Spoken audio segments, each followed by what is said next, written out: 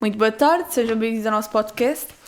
O resto é história. Eu sou a Alexandra Guerreiro e estou aqui com a Matilde Marques e hoje vamos falar sobre a Reforma Protestante. Queres começar a contar-nos como é que tudo aconteceu e o contexto? Sim, esta reforma passou-se após as fomes, pestes e guerras dos séculos XIV e XV dizimar as populações e foi de facto um período de muita angústia, foi muito difícil para o povo, pois acreditava-se que o fim do mundo estava perto e também na existência de castigos divinos pelos pecados dos homens e a dúvida era então como salvar as almas. E como é que a Igreja lidou com esse cenário? Bem, perante este cenário de angústia, a Igreja ofereceu uma triste imagem de desunião, não sabendo lidar bem com aquela situação, criando assim o cisma do Ocidente. Que é isso, o cisma do Ocidente? Era a existência de dois papas que suscitavam então a dúvida na população a qual obedecer. Então, e qual é que foi a reação do povo a este cisma? Eles devem ter ficado desesperados, revoltados com a Igreja? Bem, a população sentindo que a Igreja não prestava o auxílio necessário, muitos caíram na superstição e no fanatismo. Consegues dar-nos exemplos disso? A feitiçaria ganhou adeptos, a população e os humanistas criticaram fortemente o luxo dos papas, criticaram também a hipocrisia e corrupção do clero em geral. Mas houve um homem em específico que criticou fortemente e se destacou. Sim, Martinho Lutero, certo. Eu ia agora mesmo falar sobre ele. Ele foi um monge alemão que vivia obcecado com esta questão da salvação da alma e ele questionava-se frequentemente como é que alguém poderia levar uma vida perfeita aos olhos de Deus. E como é que ele procurou essa resposta? Ele procurou por fazer várias leituras da Bíblia e chegou então a uma solução para este problema, inspirando uma verdadeira ruptura teológica. Mas eu lembro-me que houve uma situação em concreto que despoltou todo este movimento, foi a questão das indulgências, certo? Sabes explicar o que é que são? Claro, acreditava-se que ao comprar uma indulgência, os seus pecados seriam absolvidos e as almas sairiam do purgatório. Garantindo.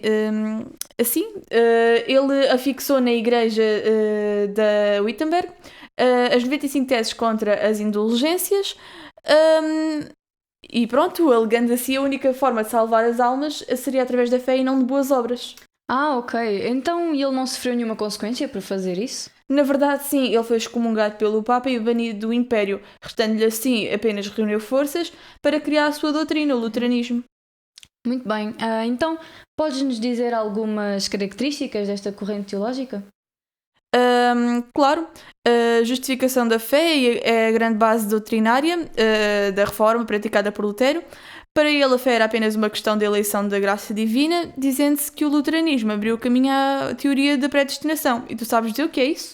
Sim, era o poder de decisão que Deus tinha sobre a salvação de cada pessoa.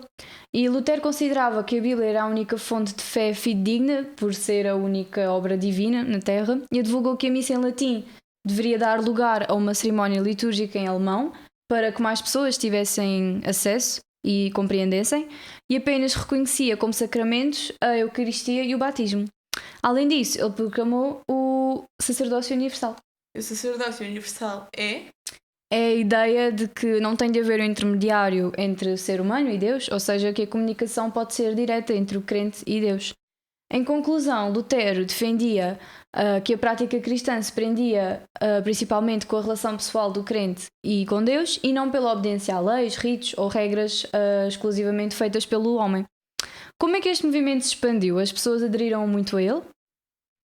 O luteranismo foi bem aceito pela burguesia, pelos seus princípios simples, pelos príncipes e pela burguesia, devido aos seus interesses e convicções, expandindo-se pela Europa. Portanto, depois da ruptura luterana, veio o calvinismo, que foi o mais significativo dos movimentos reformistas.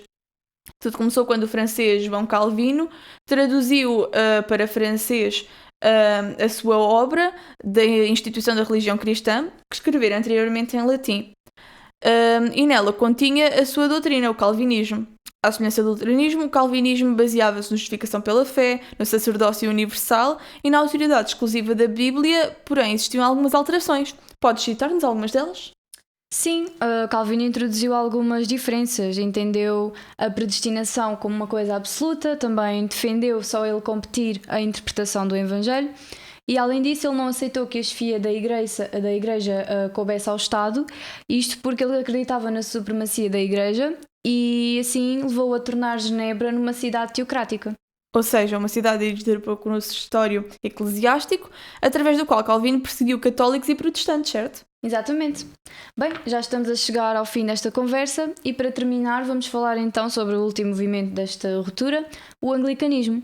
Este teve início na Igreja e evoluiu de uma ruptura com a Igreja Romana, posteriormente para o Calvinismo e por fim para o anglicanismo. Xana, queres explicar como é que tudo isto aconteceu? Sim, o anglicanismo surgiu de acordo com os interesses da coroa britânica, isto porque o rei Henrique VIII queria romper o seu casamento com Catarina de Aragão, pois ela não era capaz de procriar. Porém, o Papa Clemente VII não autorizou, e então o rei, como forma de protesto, convocou o Parlamento para que votasse diversas leis para que a Igreja ficasse abaixo do Estado em relação à sua importância. E assim surgiu a Igreja Anglicana. Ok, muito bem, obrigada por explicares. Por hoje é tudo e o resto é história.